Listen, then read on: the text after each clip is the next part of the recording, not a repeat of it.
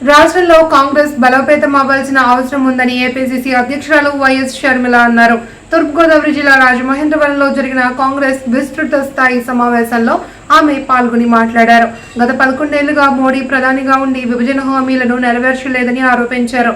విభజన హామీలు నెరవేరాలి అంటే రాష్ట్రంలో కేంద్రంలో కాంగ్రెస్ అధికారంలోకి రావాలి అని అన్నారు. కేంద్రంలో రాహుల్ ప్రధాని అవ్వాలి అని పేర్కొన్నారు. ప్రత్యేక హోదా ఇవ్వకుండా బీజేపీ ప్రభుత్వం మోసం చేసిందన్నారు. పోలవరం ప్రాజెక్టు ఎత్తు తగ్గించి అన్యాయం చేస్తున్నారని, పోలవరాన్ని లిఫ్ట్ ఇరిగేషన్ ప్రాజెక్టు కింద మార్చారని ఆరోపించారు.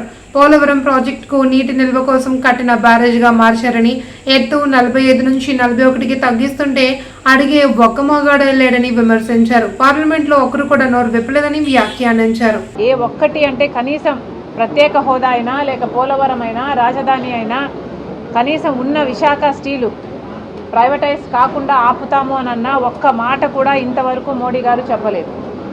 ఈ రోజు వరకు కూడా మోడీ గారు ప్రధానమంత్రిగా ఉన్నారు అంటే ఈరోజు ఆంధ్ర రాష్ట్ర ప్రజలు ఓట్లు వేస్తే ఆ బలం చంద్రబాబు గారు తీసుకెళ్ళి మోడీ గారికి ఇస్తే ఈరోజు మోడీ గారు ప్రధానమంత్రి కుర్చీలో కూర్చుని ఉన్నారు.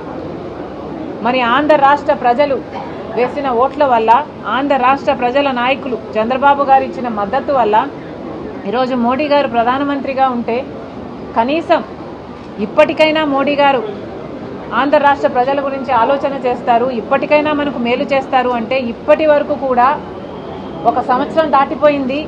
ఇప్పటి వరకు కూడా మోడీ గారు ఎటువంటి అష్యూరెన్స్లు ఇవ్వలేదు. మొన్న వచ్చారు, యోగా చేసి వెళ్ళిపోయారు. యోగా మీద ఉన్న శ్రద్ధ ఆంధ్ర రాష్ట్ర ప్రజల మీద లేకపోయింది మోడీ గారికి. ప్రత్యేక హోదా ఇస్తామని చెప్పలేదు. కనీసం పోలవరం ప్రాజెక్టు 45 మీటర్ల నీటి నిల్వతో మేము కడతాము, పూర్తి చేస్తాము, పూర్తి బాధ్యత మాది అని చెప్పలేదు. పార్లమెంటులో సైతం 41 మీటర్లకే పోలవరం ప్రాజెక్టు కట్టాలి అన్నట్టు నిధులు మంజూరు చేస్తున్నారు. ఫైనాన్స్ మినిస్టర్ ఈ మాట పార్లమెంట్లో చెప్పినప్పటికీ కూడా మాకు 41 మీటర్లు అయితే ఇది గ్రావిటీ ప్రాజెక్టు కాదు, ఇది లిఫ్ట్ ఇరిగేషన్ ప్రాజెక్ట్ అవుతుంది, మాకు పోలవరం 45 మీటర్స్లోనే నీటి నిల్వలో కావాలి అని ఒక్కడంటే ఒక్క పార్లమెంటేరియన్ కూడా నోరు విప్పి మాట్లాడలేదు. వైసీపీ ఎంపీలు ఉన్నారు, టీడీపీ ఎంపీలు ఉన్నారు, జనసేన ఎంపీలు ఉన్నారు, బీజేపీ ఎంపీలు ఉన్నారు. ఆంధ్ర రాష్ట్రానికి చెందిన ఇంతమంది ఎంపీలు లోక్సభలో రాజ్యసభలో ఒక్కడంటే ఒక్కడు కూడా నోరు విప్పి మాకు పోలవరం ప్రాజెక్టు గ్రావిటీ బేస్డ్ ప్రాజెక్టుగా యథావిధిగా 45 మీటర్ల నీటి నిల్వతోనే కట్టాలి అని ఒక్క మగాడు మాట్లాడలేదు. ఒక్కడికి దమ్ము లేకపోయింది. ఈ రోజు వరకు కూడా పోలవరం ప్రాజెక్టు నిజంగానే ఒక బ్యారేజ్గా మిగిల్చే ప్రయత్నం చేస్తున్నారు.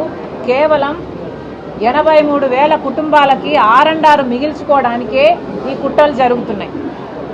పోలవరం ప్రాజెక్టు ఎలాగో మోసం చేస్తున్నారు. రాజధానికైనా ఏమైనా చేస్తున్నారా అంటే రాజధాని కట్టాలి, పూర్తి బాధ్యత కేంద్రానిది అని చెప్పి మనకు విభజన హామీ అయితే న్యూఢిల్లీని తలపించే రాజధాని కడతామని చెప్తే ఈరోజు కనీసం రాజధానికి నిధులు ఇవ్వకుండా అప్పులు ఇస్తున్నారు. ఎవరు అడిగారు వీళ్ళని అప్పులు?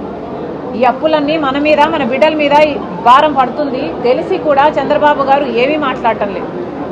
ఇక విశాఖ ప్రైవేటైజేషన్ అయితే ఈ రోజు వరకు కూడా వాళ్ళ మెడి మీద కత్తి పెట్టినట్టుగా వాళ్ళు బతుకుతున్నారు. గత నెలలో కూడా 5,000 మంది ఉద్యోగాలను పీకేశారు.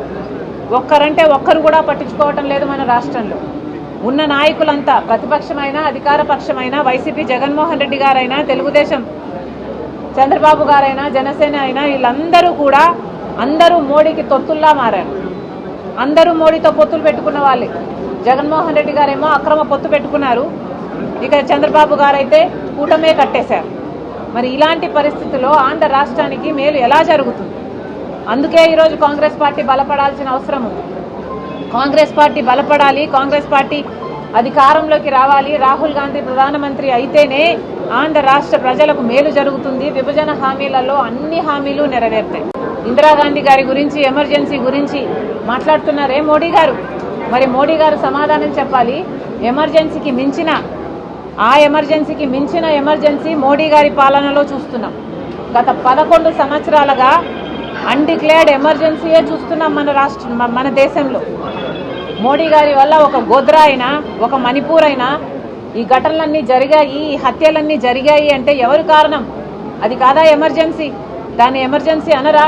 కనీసం ఈ రోజు వరకైనా మోడీ గారు మణిపూర్కి వెళ్ళారా? అక్కడ వాళ్ళని పరామర్శించారా? బీజేపీ ఒక రైటిస్ట్ పార్టీ, మతం పేరుతో చిచ్చు పెట్టాలి, ఆ మంటలో వీళ్ళు చలి కాచుకోవాలి. ఇదే బీజేపీకి తెలిసిన రాజకీయం. మరి అది కాదా ఎమర్జెన్సీ? మోడీ గారు సమాధానం చెప్పాలి.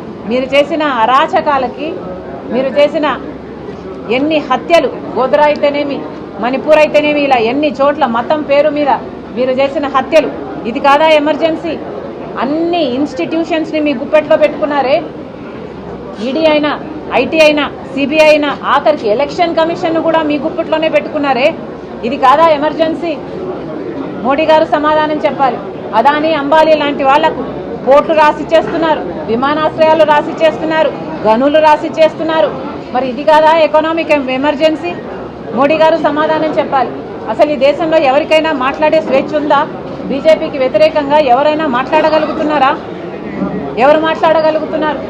మీడియా మాట్లాడగలుగుతుందా? ప్రజలు మాట్లాడగలుగుతున్నారా?